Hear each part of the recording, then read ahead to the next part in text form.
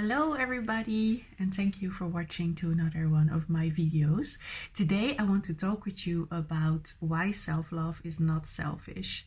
I've been thinking a lot about this subject the last week, especially because I got some questions about, is it bad to spend so much time and energy on yourself? Isn't it like, it's exactly what I said, selfish? And isn't it better to spend your time and energy on helping others? And I found that a really good question, and I have 3 points that I want to share with you today why I think that self-love isn't selfish. And the first one is that self-love isn't selfish because you will actually contribute more to the world. Hear me out. If you start healing yourself, if you start loving yourself, you will be able to understand yourself better. You'll be able to understand better what drives you, what makes you happy, what your passion is. And from there also what your talents are and what your gifts are that you can share with the world. So maybe you'll find out that you love, as me, to coach other people. Maybe you find out that you love to make music, to sing. Maybe you want to write. Maybe you want to help others in another way. Maybe you want to spend time restoring nature. Maybe you want to spend time with animals. I don't know, can be anything. So if you start loving yourself and give yourself space, you also give yourself space to explore your talents and your passions. And from there you start to give back to the world as well. So the other day I posted this quote about when you heal yourself, you heal the world. And I think that's completely true. So that's the first reason. By healing yourself, you also heal the world by giving back your talents and your gifts. The second point about why self-love isn't selfish is that you're less likely to hurt other people. When you are anxious, when you are angry, when you are not happy within yourself, you're likely to hurt other people from that place because you get frustrated with them, you want to defend yourself, you feel like you have to attack them, you feel like you have to bring them down, you feel that you have to compete with other people because you want to be better than them, you want to feel that you're stronger. And all of that will start to get less when you realize that you're good as you are within yourself. You have your unique talents, you have your unique ability to be in this world. And you don't need to compete with others. There's space for everyone. So we can all be here. We can all shine our lights. And once you feel that really within yourself, once you realize that, you're less likely to hurt others because you don't have to bring them down. You don't have to fight with them. Doesn't mean you have to allow everything. You have to set boundaries.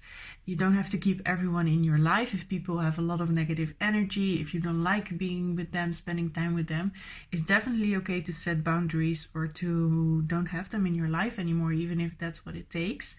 But not from a hateful place, but just from a place of love and letting them go. It's okay, it's what it is. The other thing about not hurting others is generational trauma. And maybe you've heard about that. And maybe something happened really centuries even back in your family. For example, that women got abused, women were not listened to in the case of women. Other things that happened, the war, can be so many things that traumatized people in your family. And from that place of where they were suffering, they gave that to their children. And they gave it to their children, and they gave it to your parents, and your parents also gave it to you.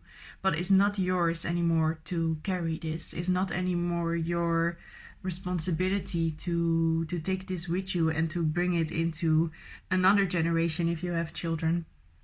So by healing yourself, by taking care of this yourself, realizing what is yours and what isn't, and letting that go, you can also help the world becoming a better place because your children will not carry this generational trauma anymore in themselves. And I think so your parents as well as your children will be thankful for that you are there to break this chain and to stop this trauma.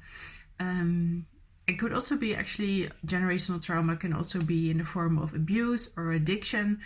And when you are able to stop that, that's such a powerful thing. And that's by loving yourself and healing yourself, stopping that is like, I think, one of the most beautiful gifts you can give to the people around you as well. And the last and third part why I think that self-love isn't selfish, it's because you can inspire others to do the same. by sharing your way to love yourself and showing what it does to you and how it makes you happier and a better person, you can inspire others to do the same, to also start their journey, to start doing the same thing, and also start sharing their gifts and stop their generational trauma for themselves. And another way in which you can inspire others is like to show that this self-love is actually something really revolutionary to do. It's radical. And why that is because in this society we feed off insecurity by putting others down, as I said, but also because we make money out of people's insecurity, makeup, clothes, other ways to like improve yourself. And once we start realizing that we are perfect as we are, we don't need all of that. We don't need all of that outside to change or to be better than what we actually are, or to also look like the other person to have the same success. If we understand we are perfect the way we are and we are very successful just being how we are and loving ourselves and not always having to change who we are, I think that's amazing. And of course, it doesn't mean you cannot enjoy those things. I love nice clothes. I love to do my hair, to paint it. I love a bit of makeup. That makes me feel good. But I don't do it to make me feel better than someone else or to think that I need that. I'm perfectly fine also without all those things, because the essence of me doesn't change with putting on makeup or dyeing my hair or putting on some nice clothes. So I think being part of that revolution, of the self-love revolution, also contributes again to inspire others and to stop this part of the world where we make money and we feed off insecurities of others.